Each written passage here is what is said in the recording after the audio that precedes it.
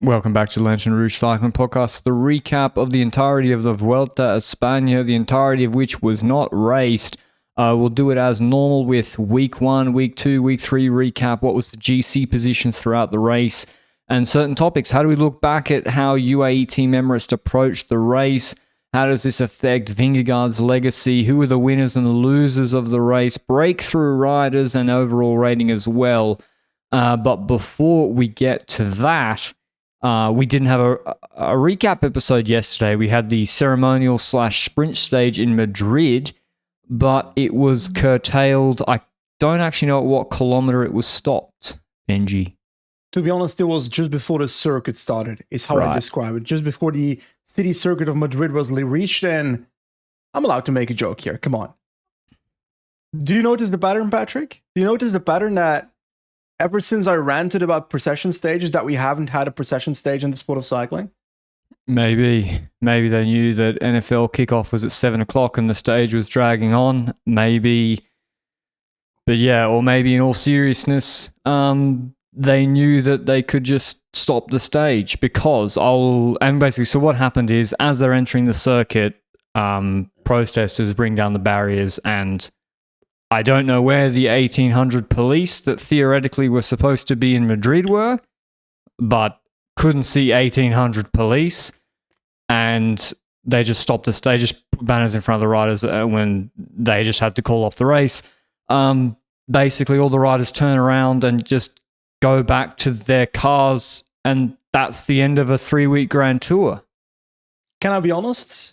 I think it's extremely naive that the Vuelta even thought that this 21st stage would happen. Because even before this 21st stage happened, I did not see any possibility where this stage would actually finish. Like we gave a stage winner prediction after the Bola del Mundo, but I never believed that stage would happen. And I think the race should have reacted proactively and should have had the ending of the race happen at the top of Bola del Mundo. I'll read out a tweet on that topic from Michal Kwiatkowski, who, long time in the sport, very well respected. I Pretty quote, good rider. If the UCI and the responsible bodies couldn't make the right decisions early enough, then long term it's very bad for cycling that the protesters managed to get what they wanted. You can't just pretend nothing is happening. From now on, it's clear for everyone that a cycling race can be used as an effective stage for protests, and next time it will only get worse because someone allowed it to happen and looked the other way. It's a shame for the fans who came here to watch a great event. Personally, I would have preferred to know in advance that the race was cancelled rather than being led to believe everything was going to be fine. See you on the road soon, cycling fans. And so he's saying what you're saying. It's like, I understand the organisers want the stage to go ahead. I understand the organisers themselves cannot stop the protests, but at a certain point, you have to accept that the Spanish police and the Spanish governments are not going to stop the protests. Like, the Spanish Prime Minister basically said it is good what the protesters are doing last week after they had knocked off a Spanish rider on the Spanish team in the race. You have the police who are not creating an exclusion zone, stopping the protesters. And I'm not saying the Bola del Mundo one where they rush out of a village, whatever, I get it. If you've ever gone to the Champs-Élysées stage, you can't get near the course half the space. There's National Guard everywhere. There's an exclusion zone. I'm not saying a protest couldn't have happened, but it wouldn't have happened like this in Paris with the way they treat the Champs-Élysées stage. So the organizers had to accept that the police are not, because either at the government level or police level, they either agree with the protesters or they don't want to be seen to be heavy-handed in actually stopping the protesters from assaulting a random UNOX rider. So if that's the case, I'm sorry you can't start the stage. And Kwiatkowski's saying that. Don't say, hey, good luck out there, fellas. Try and get around the course. It's not going to happen. Do you reckon there's a wolf in which, hypothetically, a province of Spain or a region of Spain agrees with having the Vuelta in their region, etc., but when the protests start happening, that they don't necessarily want to invest as much security as the race needs at that point from a investment standpoint? Well, I mean, yeah. For example, the government, Asturias, they paid the local councils for the stage, probably agreed Yeah. a year and a half ago. That's post October October 7. And then a week before the race, they say we don't want it. So yeah, they don't want to. I don't know. Maybe just the political climate changed. But if you're ASO and you're looking at the Barcelona Grand Départ, and Israel Premier Tech is still at the Tour de France next year, you're going to have serious concerns about whether that can be feasible anymore. That is true, and I think I saw an article on Sports, but I'm not completely sure about ESO wanting guarantees from the Spanish government in some sense, but I don't know how that's going to go or anything. But anyway, that stage did not happen yesterday. Anyway, the last point on it, to quote from the other side, from the protesters' side, one of the protesters, I think this was from Renard, or maybe this is from RMC Sport, but French newspaper. Also, this from Swiss media outlet Le Temps. Okay. A Spanish activist, Lidon Soriano, who is a spokesperson for Boycott Israel in Sport. It's a French platform. He or she said, here in Spain, the level of repression is much lower in France, so it's easier to do the demonstrations. So that's everyone's just agreeing. It's easier to do it than in Paris. So then the Barcelona Grand Départ, I'm interested to see what happens. But yeah, draw a line on that, but we can't ignore it. It was the protest was probably the main thing I'll remember from this Vuelta, actually. I think that's fair to say. It's been a 3 weeks where our sport has been a vehicle for both sports watching and protesting, and we've seen how the sports react to that. And I think there might be consequences to the sport in the long term as a result of this. But obviously, I'm hopeful that we can enjoy the sports aspects of the sport in the coming years as well. You know. Oh, and to not have a podium ceremony back up in a hotel in the media permanence, embarrassing. It's not just that. Embarrassing. This entire Vuelta, Javier Guillen, the sports director, not the sports director, the race director of La Vuelta, was yapping about there is no backup plan. There's no plan B. Bro, if you've got no plan B, you're not prepared. 3-week Grand Tour, and Vingegaard just gets in a van. It's like, and they didn't even have a podium. So it's like, what? Is this a like? To be honest, look like Nunda Crit B grade podium ceremony? And it was nice. It was great that the team and Vision McGold, all the guys together and the jersey winners, etc. But geez, to not even have because there's a media permanence, to not have it ready to go there. Surprised. Can I be honest? Didn't even start watching yesterday. I expected the race to not finish, so I just didn't show up. I missed nothing. True. Let's do the rapid fire stage winners to remind everybody. I'll go start into week 1. Stage 1. We begin in Italy. From Torino to Novara, Jasper Philipsen wins the first sprint. Stage 2. Uphill, sort of soft uphill finish. Unipuerto, Vingegaard just pips Ciccone in the photo finish. Stage 3. Uphill sprint finish. Turns out to be much harder than we expect. David Gaudu beats Pedersen. Vingegaard is in the red jersey at this point. Stage 4 was a mountainous but then flat sprint stage. Ben Turner wins the sprint. UAE won the team time trial, but Vingegaard still had a bit of a buffer on Almeida, but they take 8 seconds back. Stage 6, we begin the breakaway magic of UAE Team Emirates.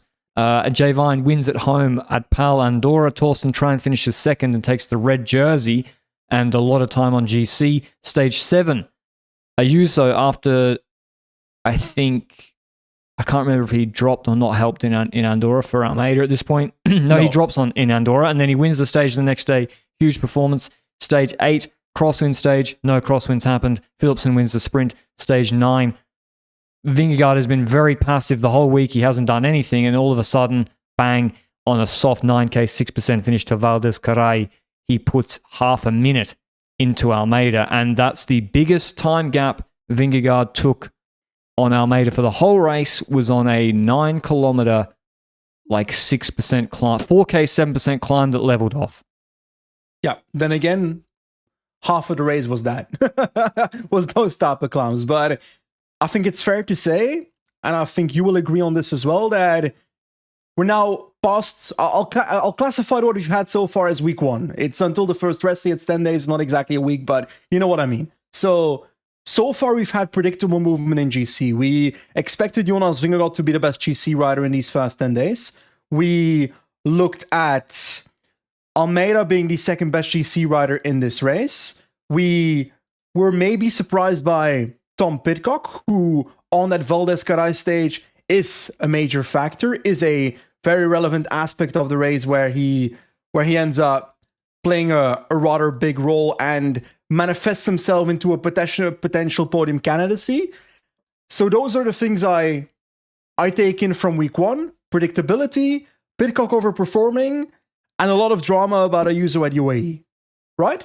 Those are the 2 talking points. That's what I remember most, is the Ayuso drama, because unfortunately, well, for him, the stage where Vingegaard decided to go for it was the stage where he really just pulled up stumps and dropped at the bottom. Because also I think UAE didn't think anything was going to happen on that finish because Vingegaard had been so passive. Yeah. It also goes to show, if you feel good, try to take time, because you never know when you're going to lose it. You never know when you're going to get sick. Vingegaard felt good, went for it. He said he made a mistake because he actually attacked too early. He thought he was way closer to the finish, then saw 10Ks to go and was like, oh no. But this stage kind of ends the GC. Now in hindsight, this stage really ends the GC battle, because at no point could Almeida then really come close to dropping Vingegaard, and Vingegaard could just defend it. In hindsight, definitely, but I would say that week 2 does play a role in how we feel about Vingegaard at that point in the race, because if we look further into the Vuelta, then I don't have the list of stage in front of me, so you'll have to go through them before I give my conclusion about week 2 here. I'll go through them. Stage 10 was the another breakaway stage we'd had on the rest day. The Ayuso and Giannetti back and forth, and UAE saying he's leaving. We just got emergency news about where he might be going, done deal, but we'll save that for our transfers pod on Wednesday. But yeah, stage 10 won by Javon from the breakaway again. Stage 11, Vingegaard and Pidcock go clear. They take bonies, they take time on the road, but no stage winner was awarded. And then stage 12, Ayuso wins his second stage from the breakaway.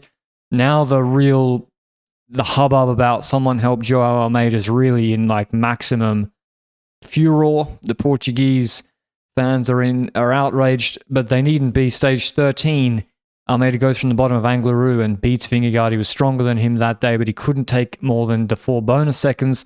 Stage 14, Marc Soler goes in the break, wins the stage. In terms of GC gaps, Vingegaard did then beat Almeida for the sprint. That's where Hindley took time back on Pidcock. So Hindley took back 10 seconds on Pidcock there. So he was making his play for the podium. So that battle was pretty exciting. And then stage 15 was the big breakaway stage where Mads Pedersen won it from an uncooperative group of 10 riders to win his first stage and seal the points jersey, more or less. And that takes us to week 2. So, yeah, some of the hardest climbs, but really not the biggest gaps here. I fully agree with you there. It feels like Jonas Vingegaard, after the second week, starts talking in the media about a sickness that he had during week 2 and was recovering from going into week 3. So we know that in hindsight now that him being worse than Almeida or not exactly able to beat Almeida on Angleroo is most likely a consequence of Vingegaard having that sickness during week 2, but it also was a really good performance by Joao Almeida that day. So we can look at it from both aspects, I feel like. But the overwhelming thought process I have about week 2 is, once again, the loudest talking point being UAE and the balance between, as the second favorite in a race, investing in trying to go all out for the win, on balance with trying to hunt for consolation prizes in the process.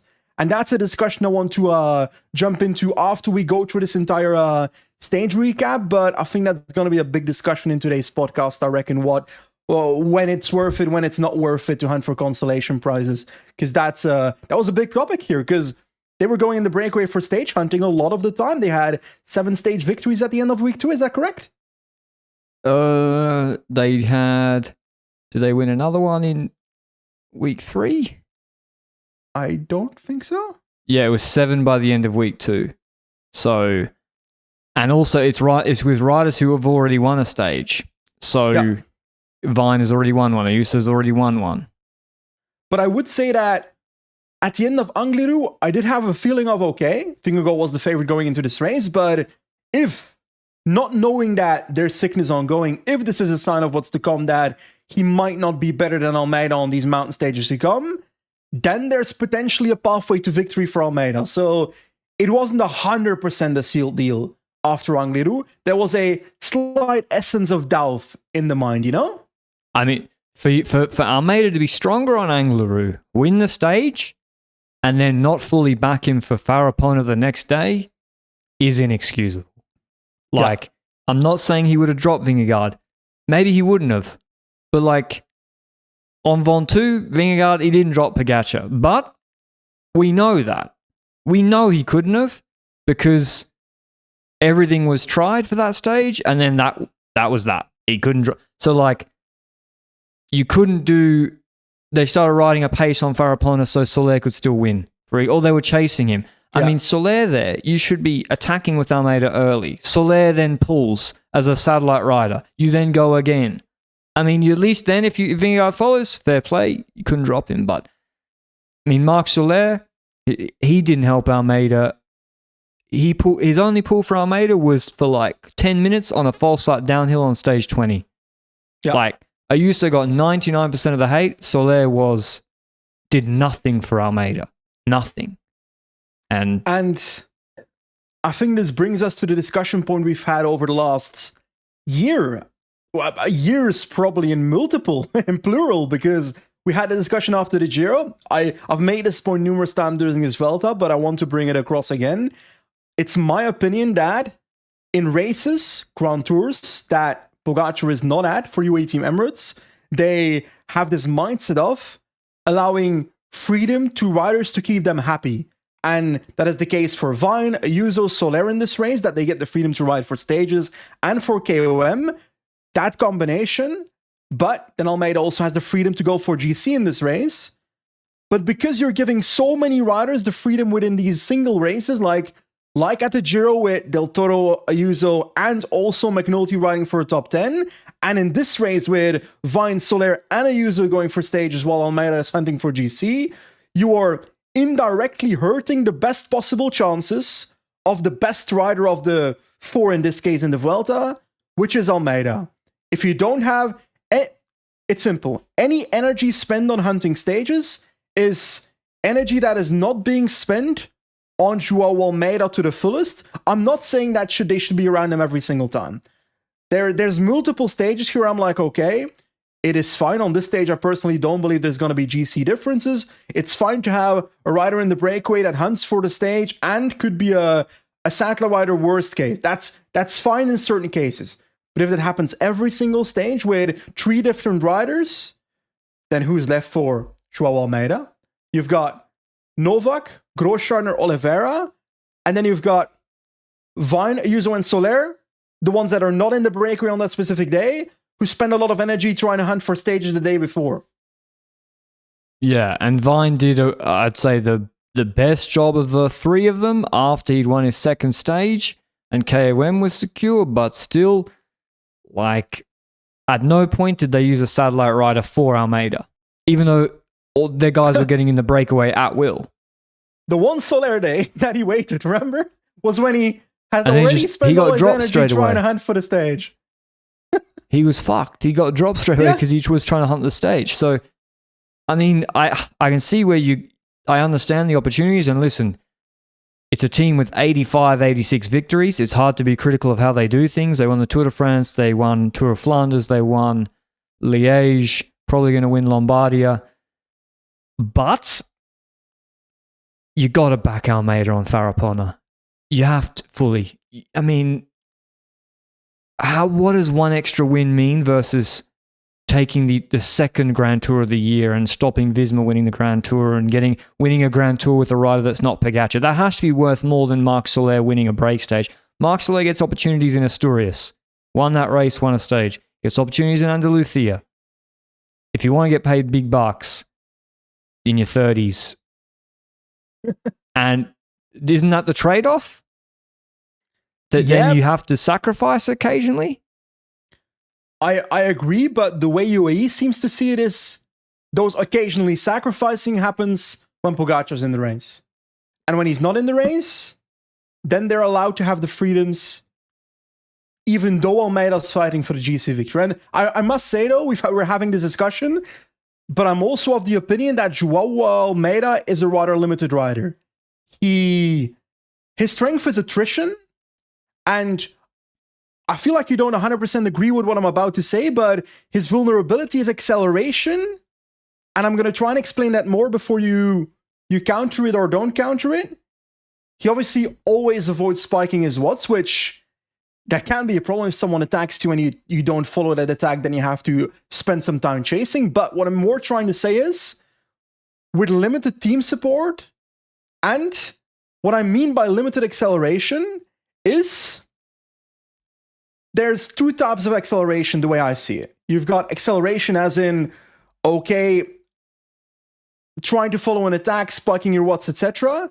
And you've got Almeida acceleration. And Almeida acceleration I see as a longer effort, as an attritional kind of acceleration, some kind of anaerobic attrition. Does that make any sense? Because that's how he beat Vingegaard in, hypothetically, Algarve, for example. You know? Because he lines it up for the last kilometer and exponentially rises up the tempo towards the finish line, attritionally accelerating. And I think you need, if Visma aren't going to make a super hard pace, you need teammates to do that. Yeah. And to take you all the way to the top of Farapona, so that he can do that last K acceleration. He can wait. And then on Loge de Garde or whatever, the Paris-Nice stage, he can surge the last K or do his thing. So I think he needs team help. He's a rider that needs team help, riders to set the pace, to do whatever. Yep. But I'm also of the opinion that the parkour in this Vuelta as a whole does not necessarily fit Almeida as much as it could have been if there were more kilojoule heavy stages. The Giro is a better parkour for him. You've got stage 16, the one Derek G and Juan Del Toro first got dropped on Finestra, he'd be good at.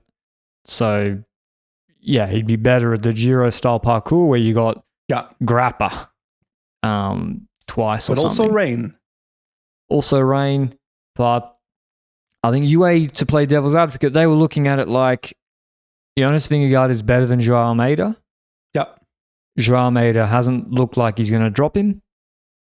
And if he's going to come second, he'll come second and will win team's classification, 7 stages KOM, and he'll still come second. And that's what happened. And if I'm really being honest, maybe this is a hot take or not, I think that is the right strategy up to a point. I think 80-85% of that is the right strategy.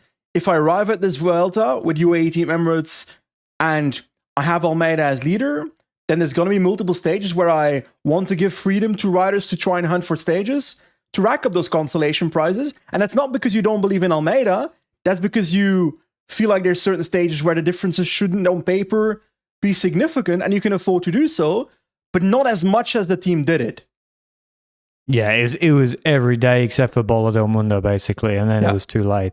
So, on the other hand, it's quite interesting because then I look at Visma Lease Bike and I see their strategy, which is 100% riding for Visma Lease Bike, 100% riding for Jonas Vingegaard, with the detail that Jorgensen and Kuz are staying within the top 10 in their GC position. That being said, there were moments where Jorgensen went outside of the top 10 because he was helping Vingegaard on stages. So the priority was helping Vingegaard over his top 10, clearly in the race. That being said, I'm also of the opinion that Visma Lease Bike, as the favorite in this race, went to the opposite extreme of that, where they gave zero freedom because they stayed in top 10, Jorgensen and Kuz. And I don't know how you feel about this, but I think looking at Visma Leasebike in this Vuelta, would you rather end with Vingegaard winning 3 stages NGC and Cousin Jorgensen in the top 10, or Vingegaard winning GC and 3 stages and Cousin or Jorgensen taking 1 or 2 extra stages? Yeah, I think the stages, and it's when if you're in GC, even if it's a break day, like Koos was always close, like pretty close. Yeah. Bahrain, Broe, they're not going to let Koos in the break. And it's also a tactical thing because the way I said it, it's like, okay, Visma, by having them in GC, didn't allow them to go for stages. It's not solely that. It's also better for Jonas Vingegaard, I think, to have Cousin Jorgensen out of the top 10, because then you can potentially play them as a satellite rider up the road, which they weren't allowed to do in this race because they were too close in GC. I agree. And if you're not going to use a 2-liter strategy, then having riders stay in GC there's not really much upside except for the rider wanting to do the best GC possible. So it helps in that, okay, if big breaks are going, it's out of control, you've got Jorgensen 10th on GC, he can filter in, and then most likely he's going to be the best placed GC rider, so you don't have to control a break all day that's that's really, really hard to control. But aside from that, or unless you're going to use it, as a multi-liter strategy to go in the break like Koos did in 23 aggressively, then it stops you going in. Because, look at Koos level on Bola del Mundo. You don't think he could win a stage from the break on a steep ramp pass finish? And actually, I think Visma could have played that strategy in this race. In the end, they didn't have to. But I think they could have played that strategy on stage... Was it stage 6 where I said they could have done it? With Jorgensen or something going in the break? With the climbs at the start, maybe the pole stage? 7. The Ayuso one on the long climb at the start. Correct. Stage 7. That's, I think, where they could have played that Kuzor Jorgensen play. Yeah. But then the race might become a bit harder to control. Tullet's got the same bike as Vingegaard. He was out of GC, but Campenart's left the race. And then so Tullet, and it did matter because on stage 16, Tullet had to give his bike to Vingegaard when it was kicking off and the car wasn't there. And so you had to also keep Tullet around Vingegaard. And then, Kelderman and Van Baarle were controlling the race. So I think it was also a factor of being down to 6 riders, but you could see it was really the polar opposite strategies. And I think we wouldn't be having this discussion if Vingegaard wins Bilbao or Morodero and he's got 4 stage wins. You're like, oh, well, 4 stage wins in GC, it's fine. And I do actually think it's ironic that we do see the polar opposite strategies. And it's always like this, to be clear.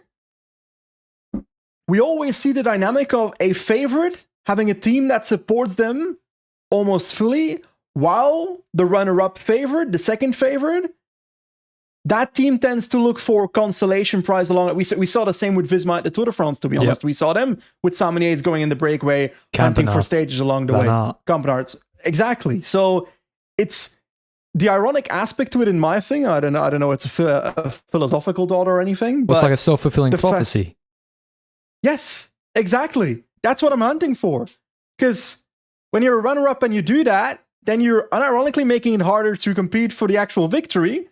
While on the other hand, if you're the favorite and you've got the strongest rider by quite a bit before this race, Vingegaard, and you've got a strong team around him, then you on paper can afford to do it, and you don't do it. It's like always the opposite as to what logic should decide.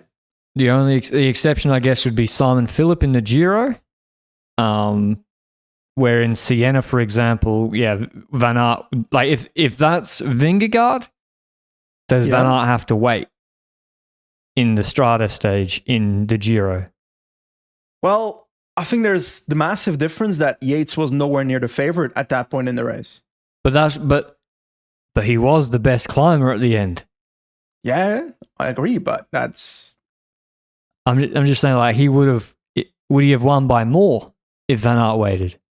Or did being... Maybe. Because I think Giro's different. Anything can happen in Giro final stage. All the decisions are made within the context around it. So if you make a decision halfway through the Giro on a Strade Bianche like stage to not wait on Simon Yates with Wout van Aert, then you're making that decision based on the current data at that point in the race, which is Simon Yates is potentially a podium candidate. He's probably not going to win this Giro d'Italia. Potentially, if something crazy happened, it's possible, but at the moment, it doesn't look like it. So we make that decision. I think the context around decisions are very important, and we can't just look at it from a hindsight perspective. Yeah. But that was week 2. That was a lot of the discussion, which was Almeida was looking stronger. Almeida's coming into he's beating Vingegaard straight up, but he's not able to take significant time. The gap was still about 48 seconds going into week 3. Before we get into week 3, a word on our show partner, Join Cycling, who've been with us throughout all the Grand Tours this year. And maybe you thought training apps, they're only for the elites, but we're coming into winter, and if you want to keep riding and keeping it fun without the jargon, pressure, or big race goals, that's why Join Cycling exists. It adapts to your real life, where you've got 30 minutes, 3 hours. It meets you where you are, no matter your experience, and gives you just enough structure to keep progressing. So it's exactly for anyone that wants to get fit and live the life you want with, to be honest, the fitter you are, I've said it before, it doesn't get easier, you just go faster. Disagree. I think if you are fitter, then climbing does get easier. And that's why Join Cycling can help, from weekend riders to daily commuters to people just chasing Strava KOMs. So check it out through the link down below.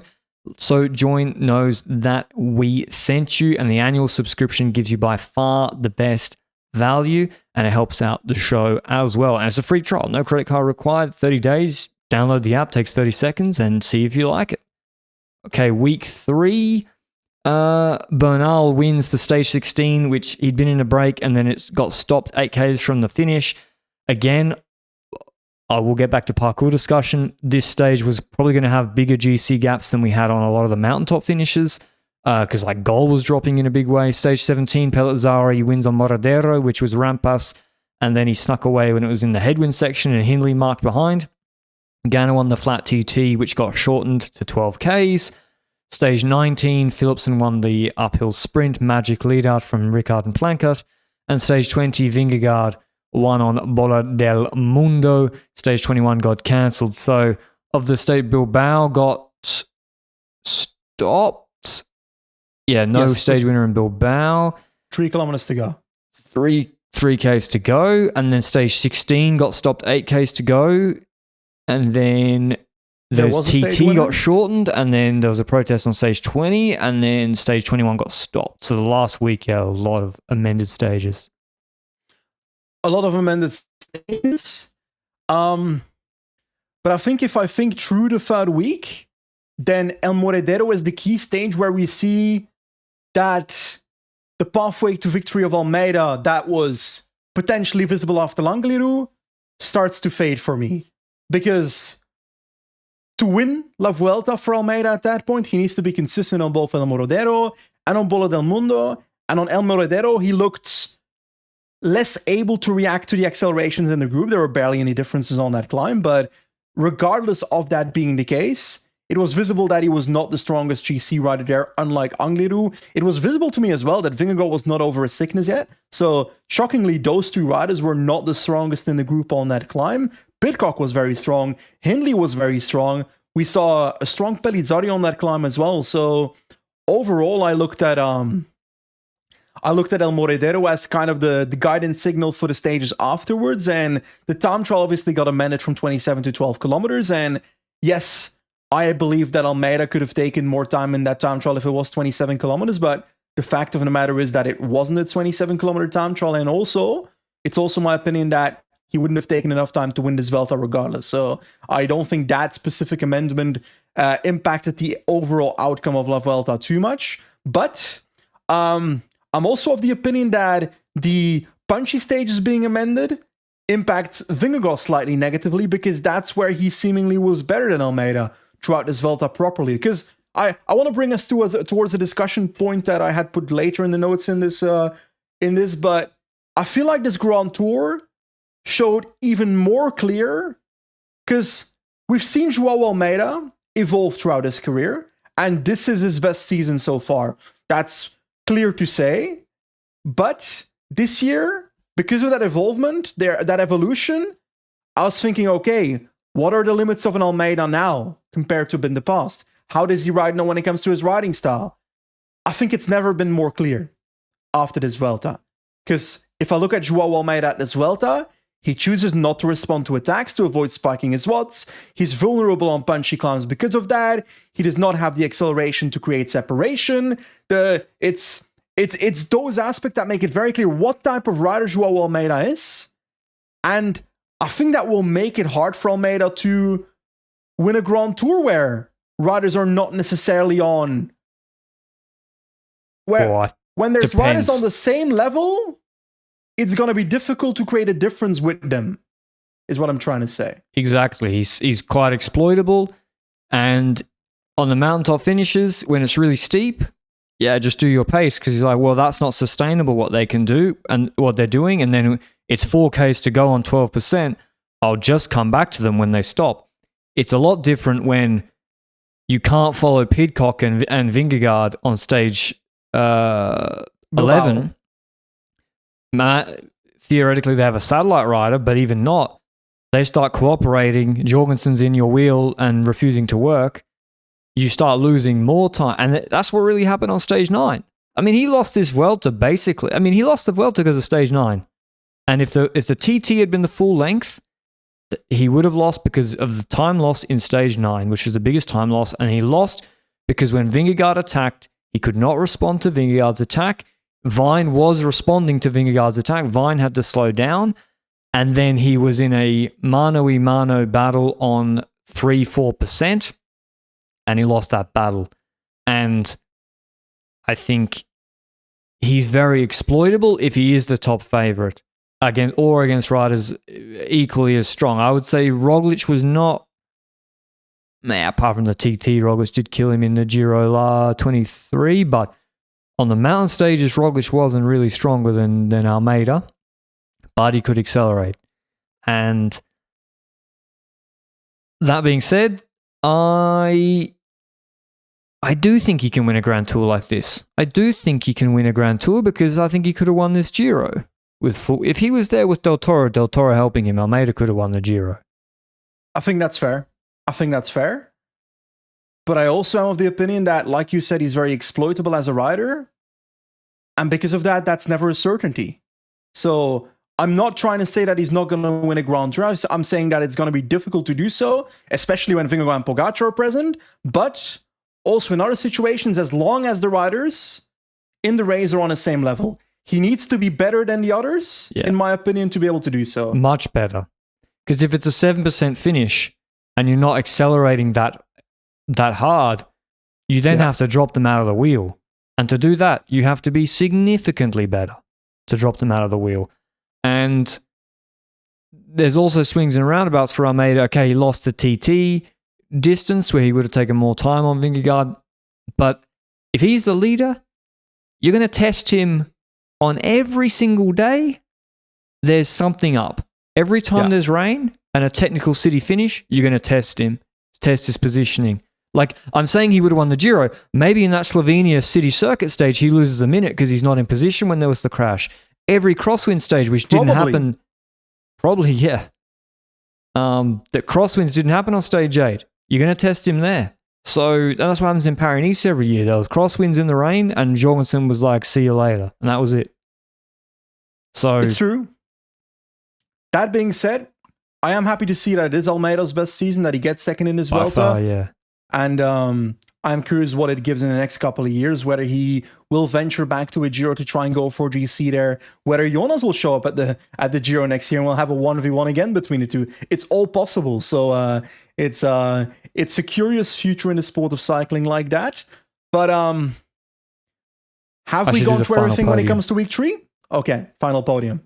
So the final podium is Jonas Vingegaard winning, of course, by 1:16 ahead of Almeida. Almeida with a comfortable gap of 1 minute 55 on Sir Thomas Pidcock, who I think will move to next, the podium battle. So Pidcock defends a narrow lead with Hindley attacking him for the best part of the last 2 weeks of 30 seconds over Jai Hindley. The biggest result is a podium in the Vuelta bigger than winning Amstel or Strade. Yes. I think so. Yeah, for sure. For sure? I think it's not even close. Especially when Vingegaard's won. You know, it's like he's beaten Hindley here, who's won a Grand Tour. And hypothetically, Torsten Tran, hypothetically, in a different world, Torsten Tran podiums the Vuelta, podiums the Grand Tour, versus Torsten Tran wins Strade Bianche. He's going to earn way more money for podiuming La Vuelta. Or maybe. I think Pidcock was already on a pretty good wicket. Yeah, that's why I selected Torsten Tran. Yeah, depends on the rider. Because, yeah, Ben O'Connor podiumed the Vuelta. What else he do in GC? And I think Pidcock was already paid more than him. Yeah, but he's a very specific rider that was paid a whole lot. Yeah, and there was a whole drama about it. Torsten Tran. Yeah, Torsten Tran. Exactly, yeah. If Torsten Tran backdoored a podium of the Vuelta, he'd take it. He's instantly on a multi-million contract. Yeah, exactly. So, Pidcock, huge for him. I got to say, Pidcock was flawless. What mistake did Pidcock make this whole race? Ooh. I can't think of one. His TTs was good. The Q365 team time trial was good. Was good.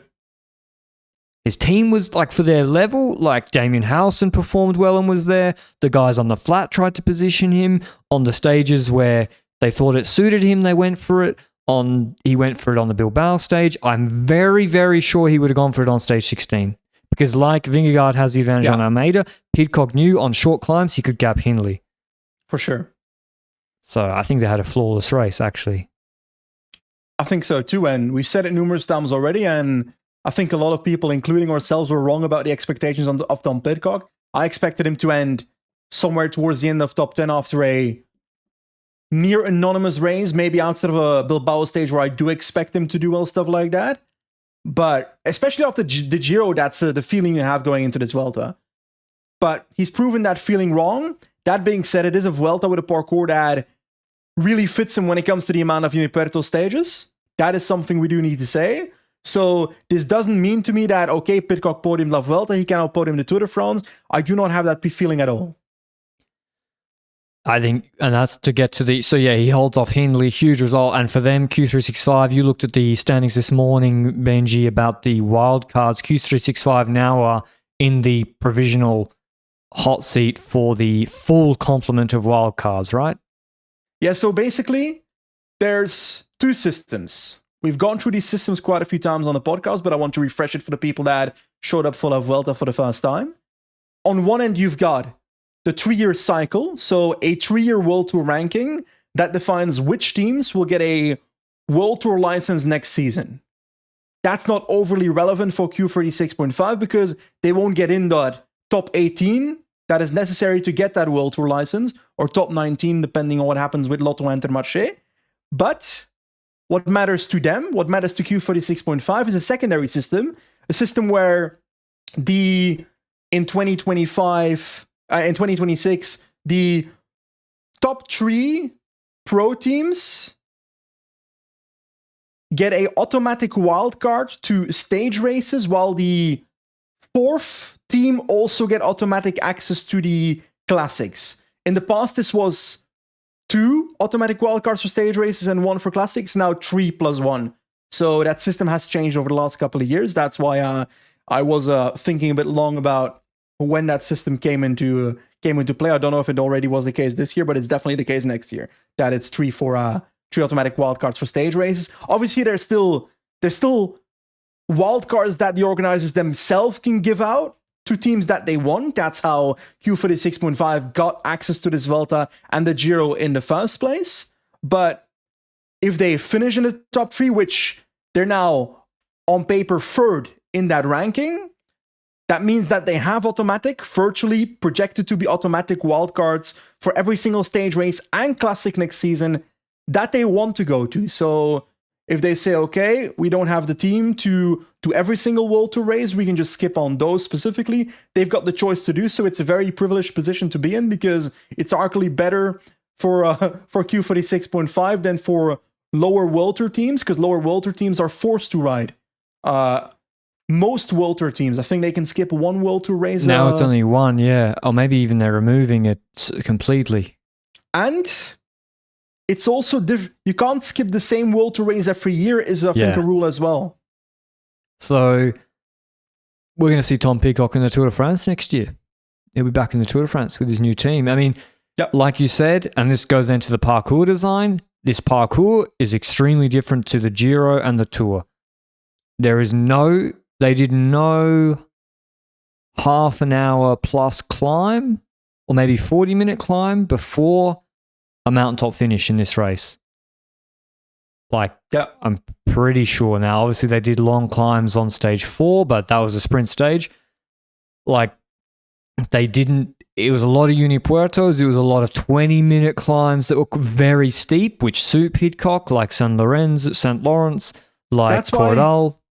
That's why it is so incredibly important that Pidcock figures out what type of rider he is specifically. That seemingly worked out in his Vuelta, but it didn't at the Giro. In the Giro, he basically rode a relatively anonymous race, albeit he punctured in the gravel stage where he probably would have played a significant role.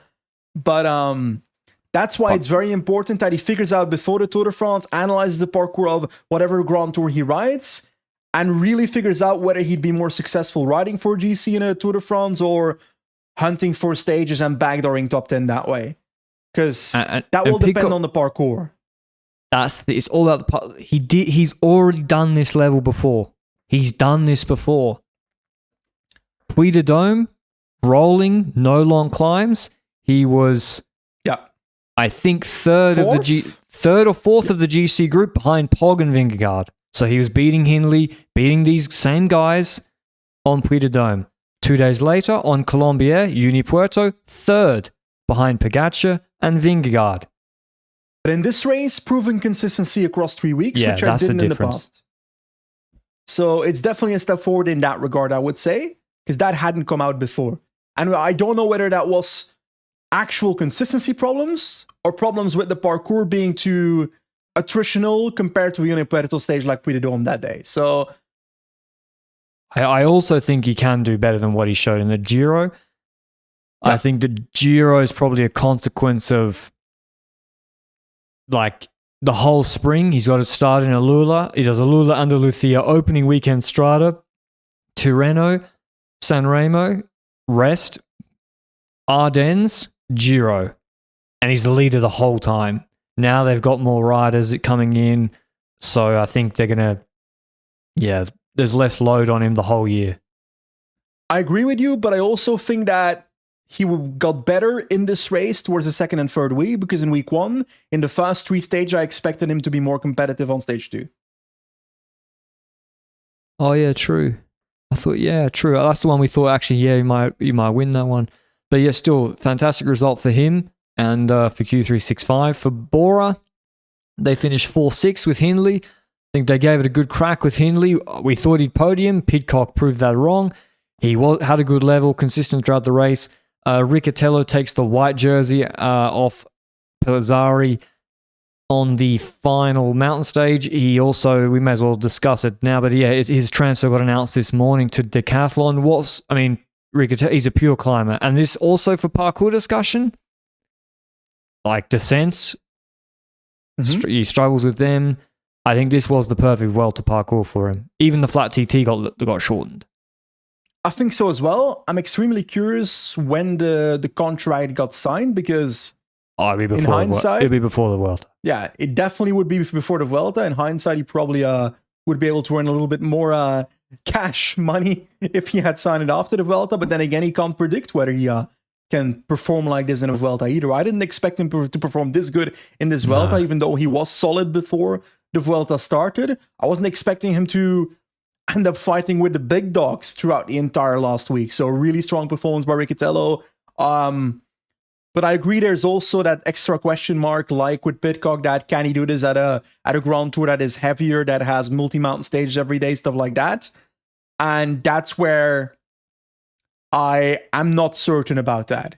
So that is something where I need to see confirmation. I do think it's like, again, we're moving into weekly show, transfer show territory, but I think it's a transfer for Decathlon that they also need. Because you've got Felix Gall, which has been strong at the Tour de France, finishing top 5 there, if I recall, 5th. And in this race, 8th in GC, which was actually a bit disappointing for Felix Gall, but then again, maybe tired from the Tour de France happening before La Vuelta.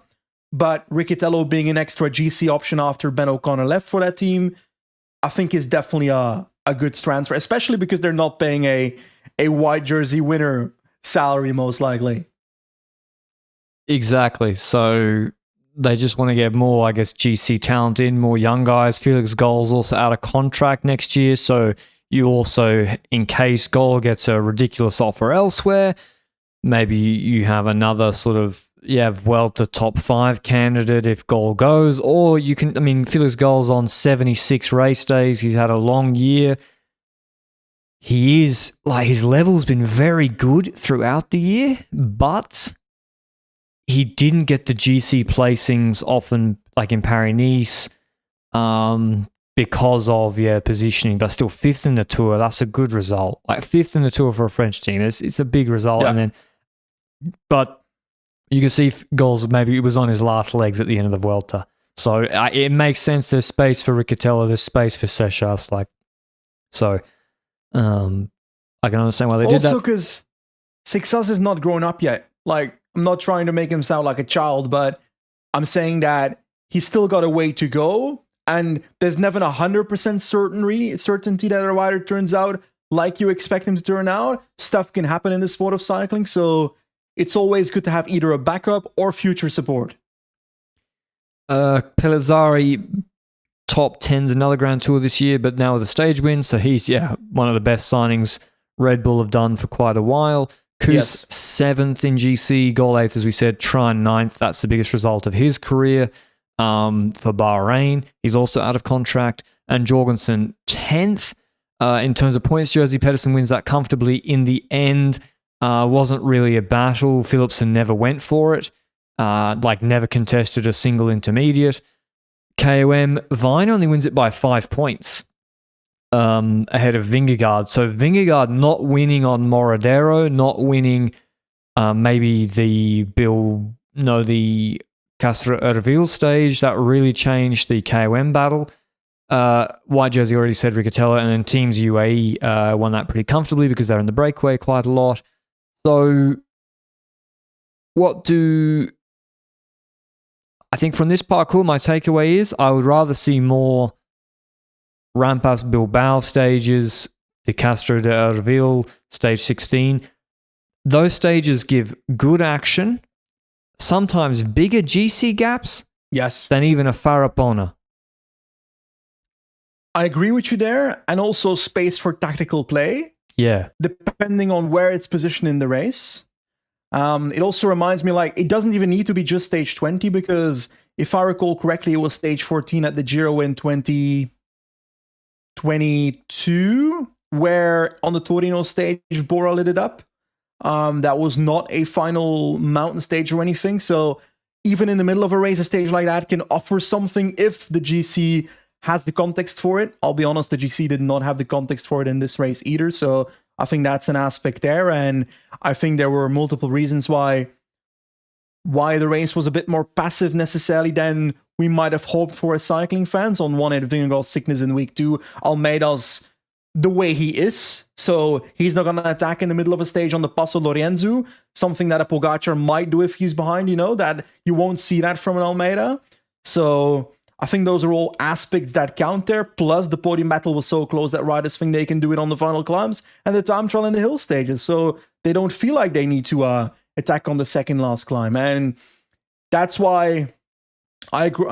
Just in general, not just Rampa and Humanas, but also I kind of like a stage with 3 proper mountains, like the Tourmalet stage they had at the Vuelta a couple years ago. Like one of those in there that smashed things open a little bit, and that also, so that the parkour of a Grand Tour, it's sometimes fun to have a Grand Tour like this year in the Vuelta, where it's kind of not oppervlakkig in English. What do you say? like one aspect the entire time. That kind of vibe. That's what I'm trying to say. That's what this Vuelta somewhat feels like, where it's similar stages throughout.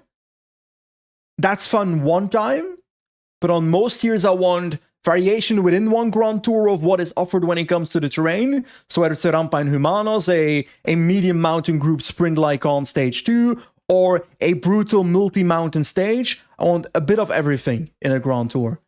But then again, is it not Rampa in Humanos and Uniperto stages that makes La Vuelta and hilly stages foremost, which, to be honest, this year had the least hilly stages compared to 5 to 10 years ago.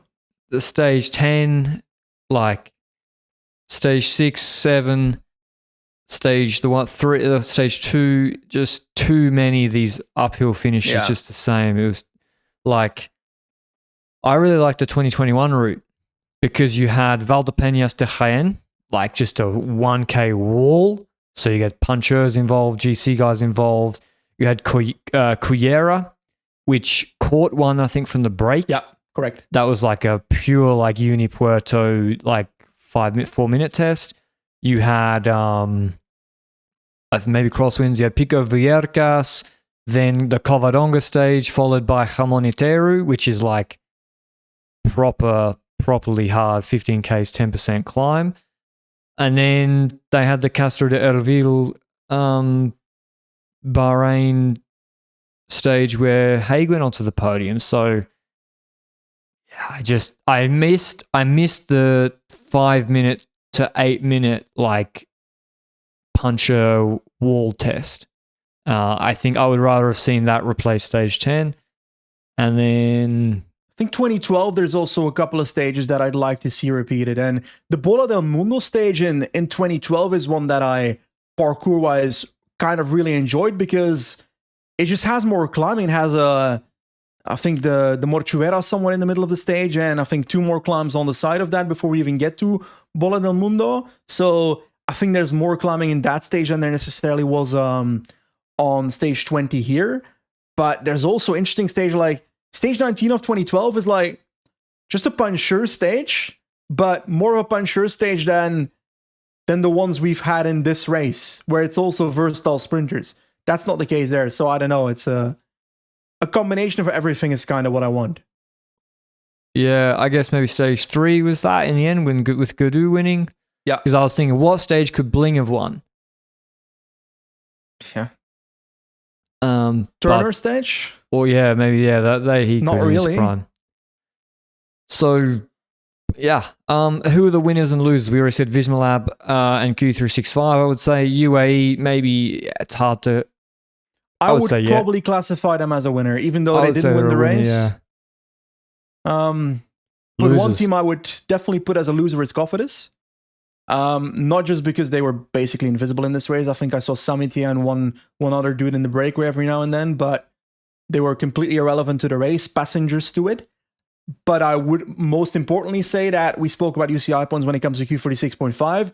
Cofidis is actually not in a great spot because I spoke about the fast system of UCI points, the one that decides the UCI World Tour licenses for the next 3 years. That 3-year cycle, they are currently 19th in that cycle, but like I said, only 18 teams, the first 18, are awarded the option to get a World Tour license. One plot twist though, multiple plot twists. First plot twist is them being in 19th, plus the fact that I hinted at earlier that Lotto and Intermarché are seemingly becoming one team. That makes it so that they will use the Lotto license most likely, and the Intermarché UCI World Tour license would then go to whatever team is in 19th place in that 3-year cycle of UCI points. So that on paper is now Cofidis, but another plot twist, at the moment, UNOX has less than 20 UCI points behind Cofidis in that ranking. So I think the biggest narrative for the rest of the season from this point, I'm as much invested in Cofidis versus UNOX than I am of who wins the World Championships. Yeah, because this is going to go till Giro del Veneto. I mean, Tour of Holland's about to have a lot of teams signing up, maybe. Guangxi. I mean, they got to, Guangxi, who I mean, Aaron Broe should be a Guangxi in the first place for GC. Wide and skilled for the sprints. Yeah, you don't get many UCI points for the sprints. Johannesson for GC. Yeah. Where is he? They're best riders to everything. But I haven't seen Johannesson since the Tour, right? I don't remember. I reckon he's preparing for the Italian Classics in Guangxi to take 500 UCI points. So it's going to be a big battle. I'm looking forward to it. And that's, yeah. How would you... I think we've already really kind of gone through the Vuelta, like what we didn't like. I will say I didn't read this. It has just been released. But yeah, the UCI just released a statement on the Vuelta. It mirrors a lot of what we discussed at the start. It's about the protests. I won't go through the whole thing. You can check it out from UCI Media. I will note one sentence that, yeah, I'm like, I agree with it, but I'm surprised it's been said. But okay, they directly criticized the Spanish Prime Minister, and they said these events have called into question Spain's ability to host major international sporting events, ensuring that they take place in safe conditions.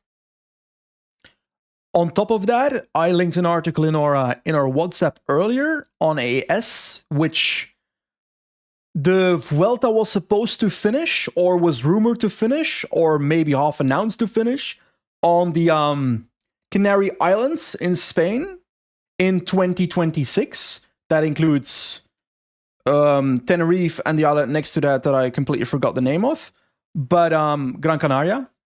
And apparently, according to that article in AS, the local region government, whatever, has said that they are unwilling to host it if IPT is still at the race. So I don't think this story, this discussion, this ongoing situation is over at all after this Vuelta by just ending. I think this is a story that will keep expanding over the next couple of months and will have consequences on the sport for next year. Yeah.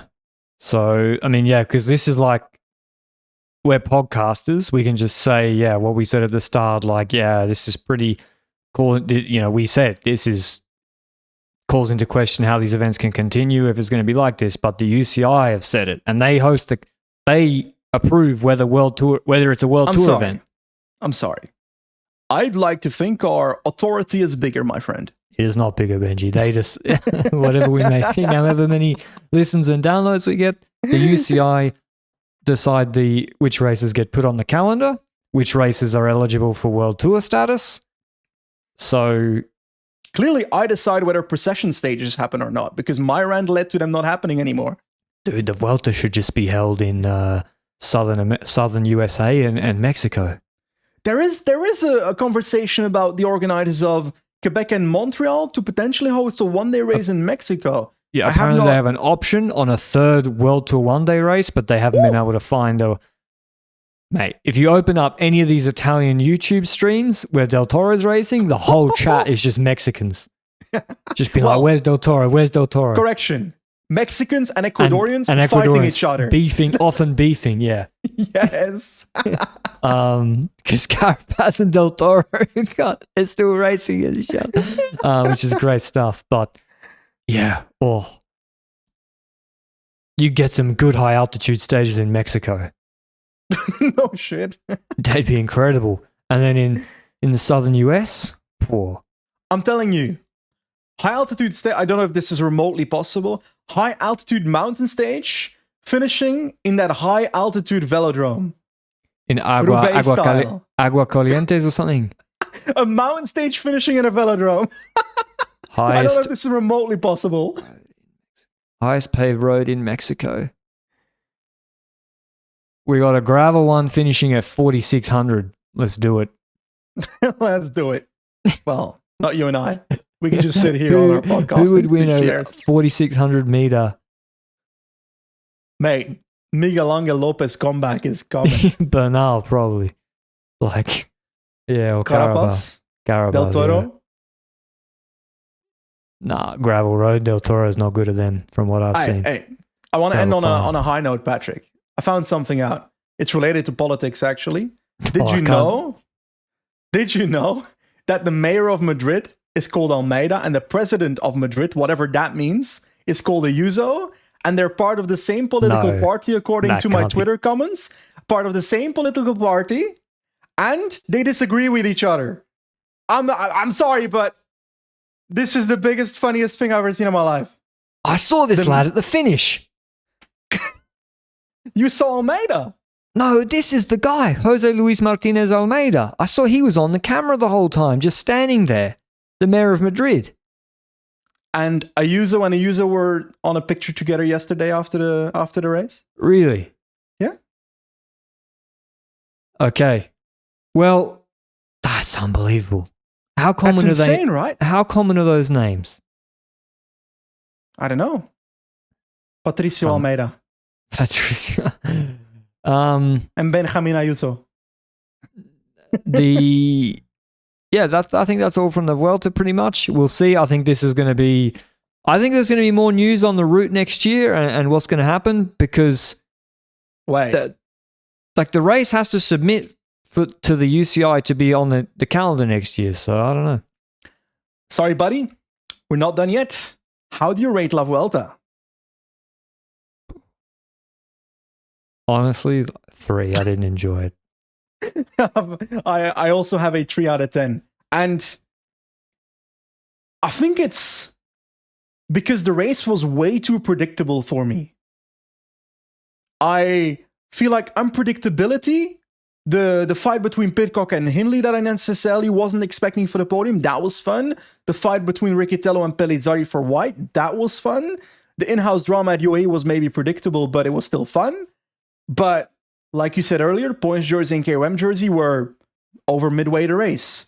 Almeida gave us a little bit of hope on Angliru, but on El Moredero, it quickly was clear that wasn't going to happen for Almeida at the end of this Vuelta. So the Vingegaard took a gap on Almeida quickly throughout the race on Val d'Escaray, and then Almeida took a quick gap on the others as well that day. So the race fell in place smoothly and predictably quite easily, and also every single breakaway stage, you and I looked at each other the day before and said, which UAE rider is going to win here? Because it was destined to be a UAE rider winning.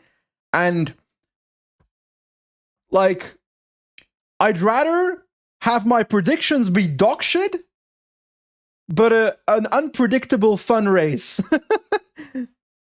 Well, I mean, Bernal winning was nice, but then it was marred by the fact that it wasn't really at the finish. So... Yeah. And, Landa winning would have been nice, but the reality is the UAE guys were just stronger in the breakaways. So, also the sprints. It's kind of Landa's fault. Most the sprints. It's I have no mercy for Landa in this race. I like him as a rider, but if you stay in GC for 10 days, around 10th place, where you can't go in the breakaway, and then you wait until you eventually, inevitably fall out of the top 10 to go in the breakaway.